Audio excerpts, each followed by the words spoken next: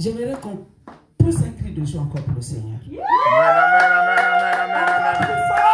Amen, amen, amen, amen, amen, amen, amen. Yes. Amen, amen, amen. Merci l'Éternel Jésus. Nous allons fermer nos yeux pour prier. Amen. Korestine, alléluia. Orosten Ister, Orestin Ister. Yeshua, nous te bénissons ce matin parce que tu es Dieu et c'est toi qui nous as rassemblés ce matin. Parle-nous, Seigneur. Parle-nous, Seigneur. Dans le nom de Jésus-Christ de Nazareth, j'ai ainsi prié. Amen. Amen. Je vais vous asseoir, s'il vous plaît. Bien-aimé dans le Seigneur, quand j'étais dans le RER, le Seigneur me donnait une parole. Comment je veux commencer ce culte?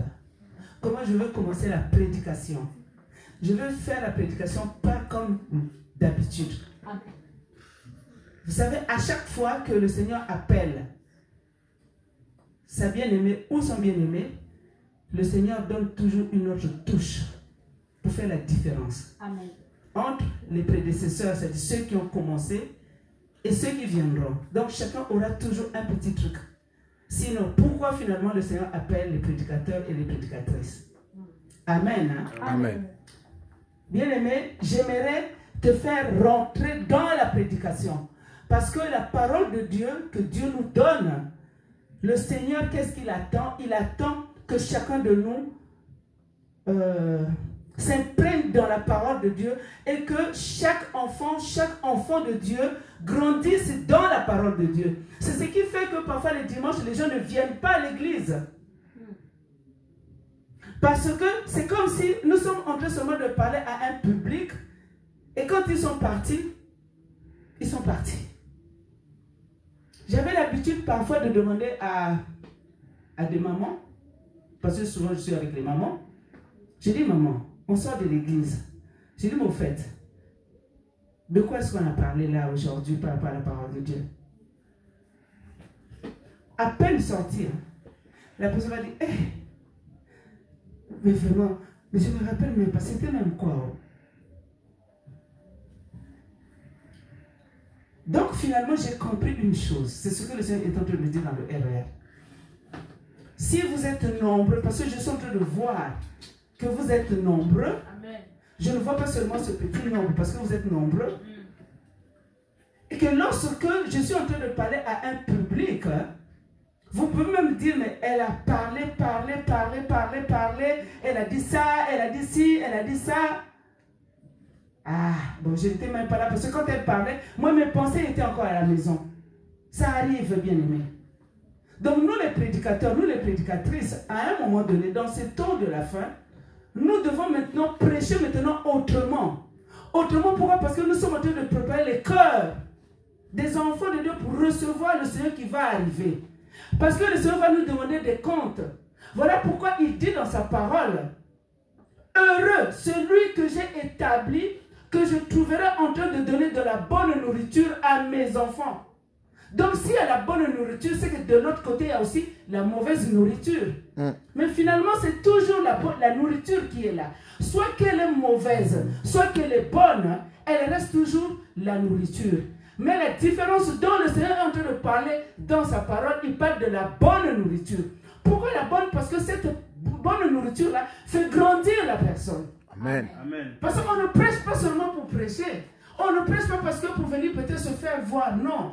On prêche afin que la parole de Dieu touche le cœur de la personne et que la personne grandisse. Et que le dimanche prochain, que la personne se dise, moi je vais encore aller écouter parce que Dieu m'a parlé.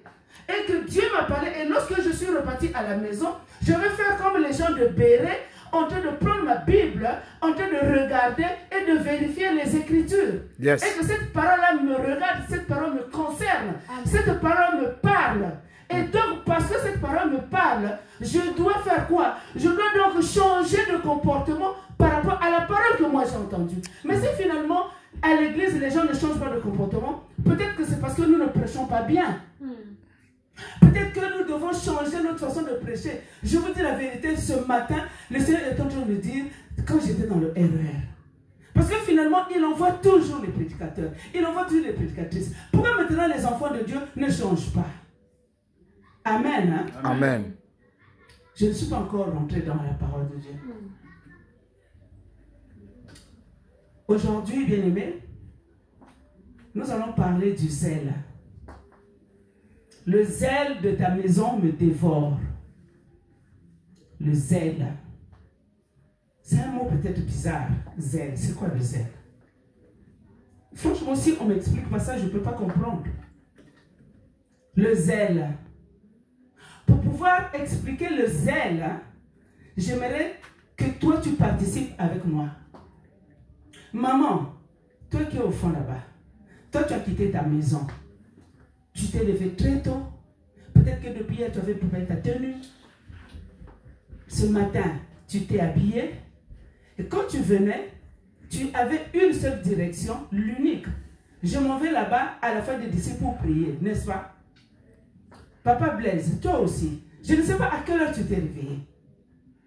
Tu aurais dû aussi rester à la maison.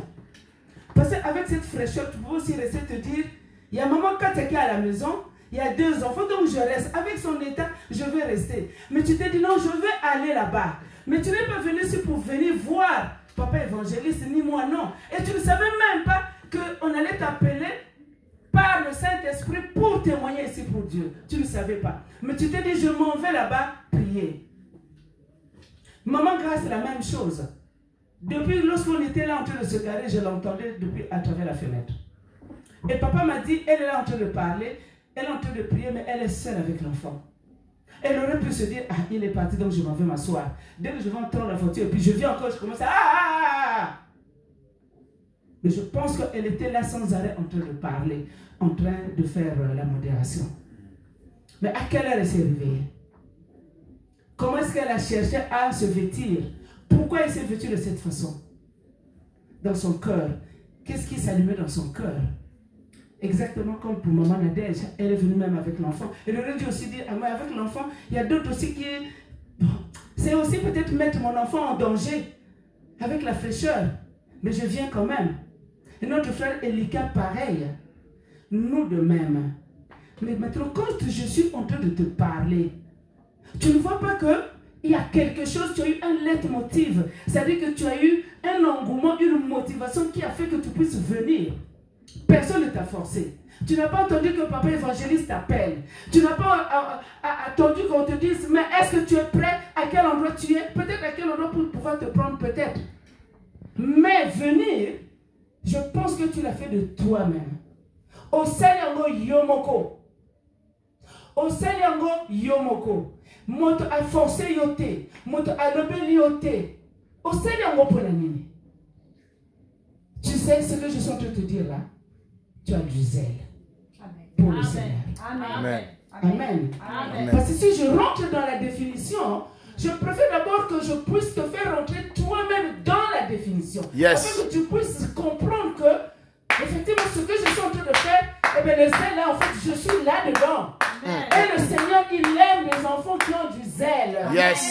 Amen. Amen. Parce qu'il a le mauvais zèle. Et il y a le bon zèle. Amen. Le bon zèle, c'est ce que toi tu as. Amen. Tu n'as pas regardé est-ce que là-bas il y a encore du monde. Tu n'as pas regardé est-ce que là-bas c'est quoi. Mais tu es venu. Mais tu es venu pour rencontrer le Seigneur. Amen. Ah, sois béni ce matin. Amen, amen, amen, amen. Amen. Et c'est ce zèle-là qu'a Dieu lui-même. Parce que Dieu, il a du zèle. Il a le zèle de Dieu. Ça veut dire quoi? Dieu lui-même, il a réfléchi, il a dit, il a vu... Maman, comment tu t'appelles? Maman, comment tu t'appelles? Maman Bito. Maman Bito. Dieu a vu Maman Bito dans l'ancien temps.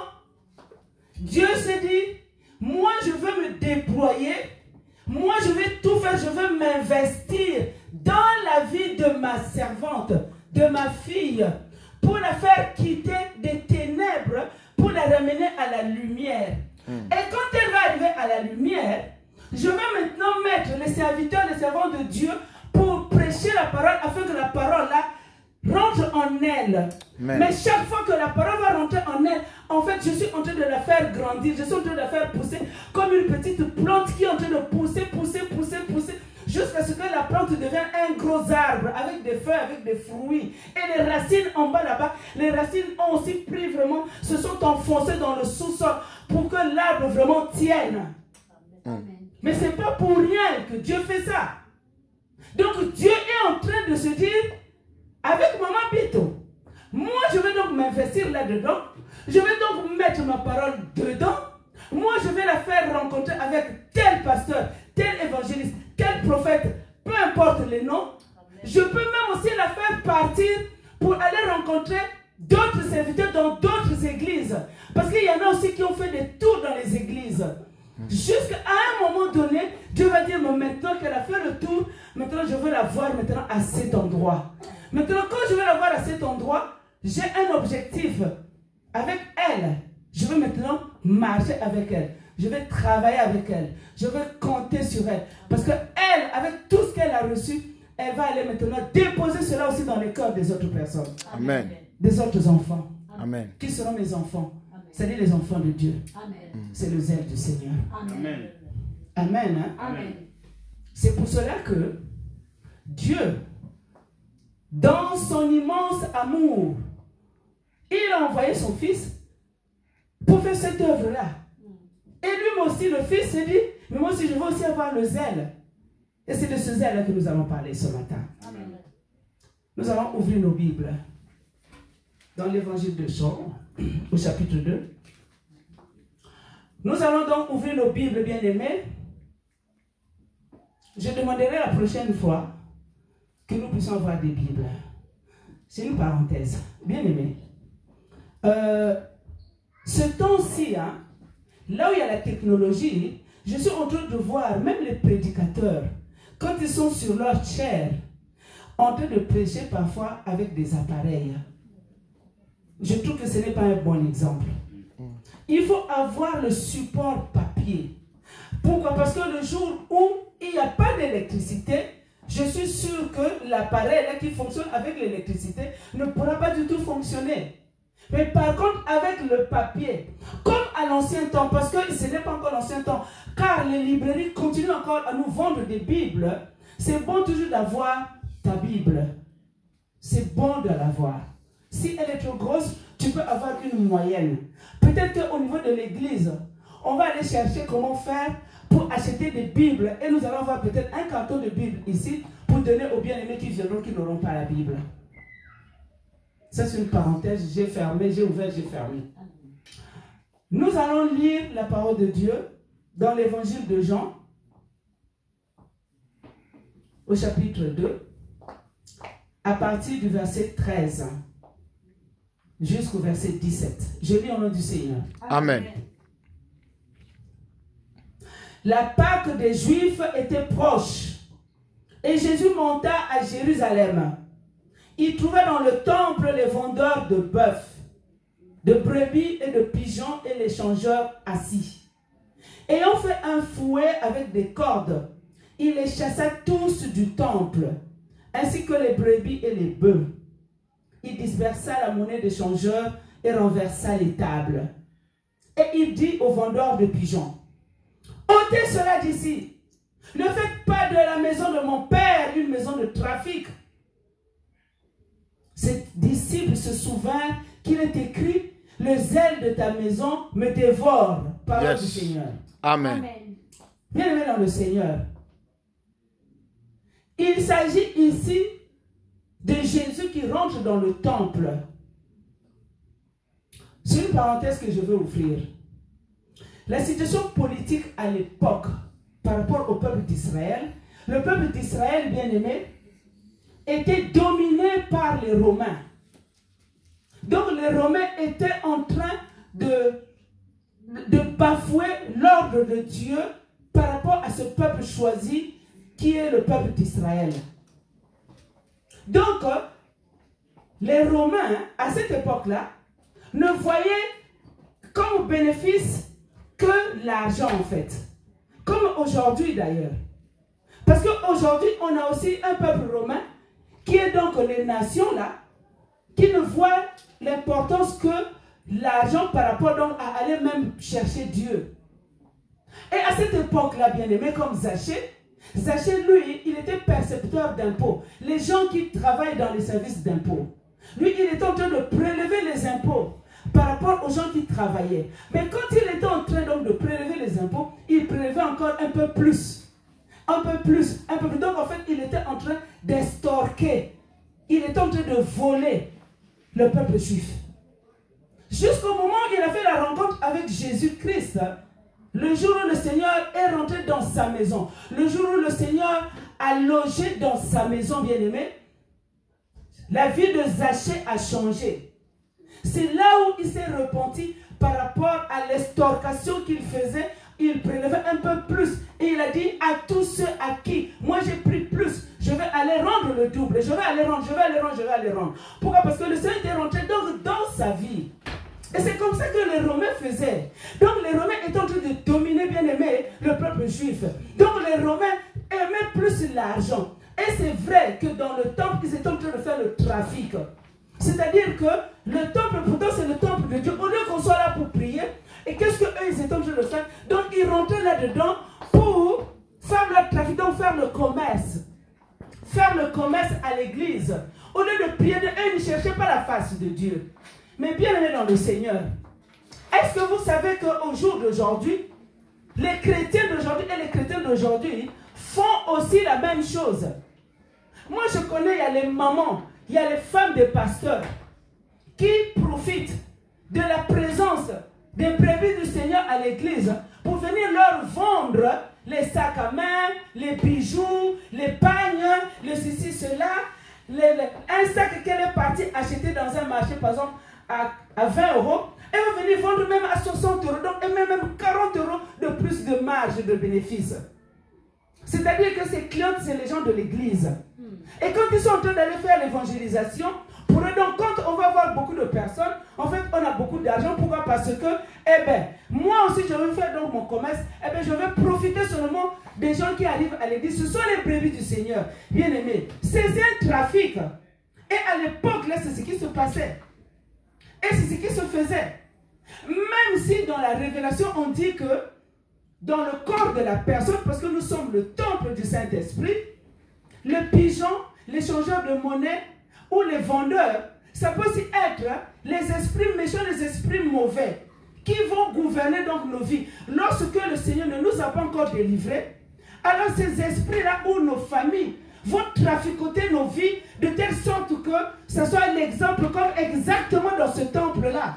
Mais il y avait le trafic en tant que trafic. Donc le Seigneur, qu'est-ce qu'il a fait? Il a pris les cordes. Et avec les cordes, il en a fait donc un fouet pour les chasser, pour les mettre hors du temple. Il a dit, mais qu'est-ce que vous faites dans ma maison? Dans d'autres versions, moi j'ai une autre Bible là-bas, qui dit que le Seigneur est en train de dire par rapport à cette parole, vous avez fait donc de ma maison une caverne de voleurs.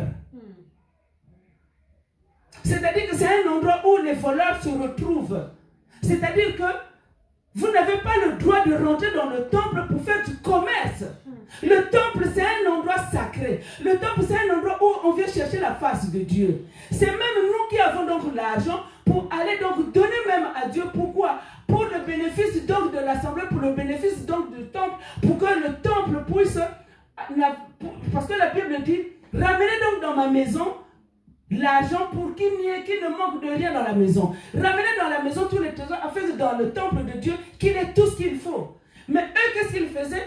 Ils voulaient donc montrer donc au peuple juif que nous allons d'abord vendre. Maintenant, parce que nous sommes en train de vendre, donc quand nous allons avoir donc le bénéfice là, donc avec le bénéfice, donc l'argent pourrait même servir au temple. C'était pas ça, parce que lorsque eux, ils avaient l'argent, les plus forts, ils avaient l'argent, donc ils étaient en train de dominer sur les plus petits. Et voilà pourquoi le Seigneur disait, mais vous êtes des voleurs. C'est un peu comme les femmes de maman pasteur souvent. Elles viennent là, donc avec les sacs à main. Toi, tu achètes un sac à main. Tu n'as pas l'argent, tu te dis, c'est pas grave, tu paieras prochainement. Mais seulement tu vas payer même en 2 fois. Mais comme tu vas payer en 2 fois, tu ne vois pas que c'est trop cher. Mais va maintenant au rayon d'or, va quelque part, tu vas aller retrouver le même sac. Et tu seras étonné de voir que finalement, en fait, on t'a volé. Pourquoi? Parce que tu as payé le sac là, peut-être même 3 fois. Mais puisque tu t'es déjà engagé, et comme c'est la femme du pasteur, et c'est le pasteur qui est là, qui s'est établi à l'église, tu ne pourras jamais faire la remarque à la femme du pasteur, de peur que tu sois peut-être exclu de l'église. Donc par respect pour la maman là, tu ne diras rien. Mais seulement tu te dis la prochaine fois, en tout cas, moi je ne le ferai plus.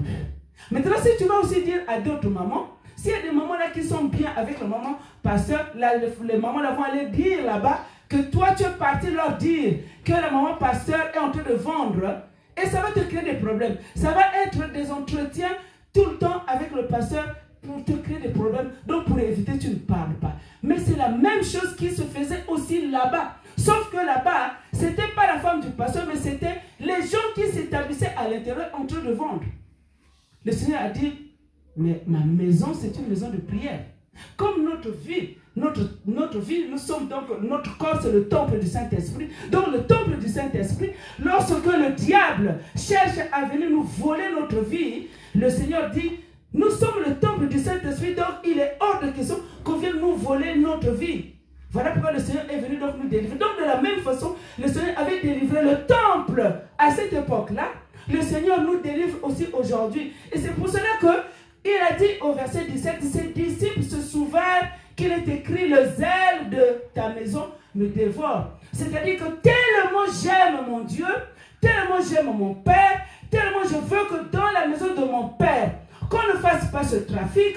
Je veux que la maison de mon Père soit un endroit sacré, là où la parole de Dieu va être prêchée, là où on va chercher la face de Dieu, là où les gens seront bénis, là où le Dieu va descendre, afin que chaque personne puisse rencontrer Dieu. Alors, parce que je suis zélé, je pourrais même en mourir. C'est pour cela qu'il a dit, le zèle de ta maison me dévore. Quelque chose qui te dévore, c'est-à-dire quelque chose qui va t'amener même à Katikati Aliwa. Amen. Amen. Ses disciples se sont souvenus. Mais ils se sont souvenus, donc ils avaient déjà entendu parler de cette parole déjà quelque part. Je veux vous inviter donc à aller ouvrir le psaume 69 pour retrouver cette parole là-bas. On ouvre nos Bibles dans le psaume donc 69. Le psaume 69, 10. Je lis au nom du Seigneur. Car le zèle de ta maison me dévore, et les outrages de ceux qui t'insultent tombent sur moi. C'est-à-dire que le zèle, cette envie, ce plaisir, cette dévotion, mon implication dans la parole de Dieu, pour l'œuvre de mon Père, parce que je veux que l'œuvre de mon Père aille de l'avant, parce que je ne veux pas que les gens viennent ici pour faire n'importe quoi par rapport au temple. Alors je vais prendre le risque. S'il faut les chasser, je les chasse, parce que je sais qu'après eux ils vont m'insulter, je sais qu'après eux ils vont me dire des choses, après ils vont m'outrager, c'est-à-dire qu'ils vont aller faire des choses c'est-à-dire les choses qui vont faire que le Seigneur soit réellement trahi, soit réellement écrasé, soit réellement omis.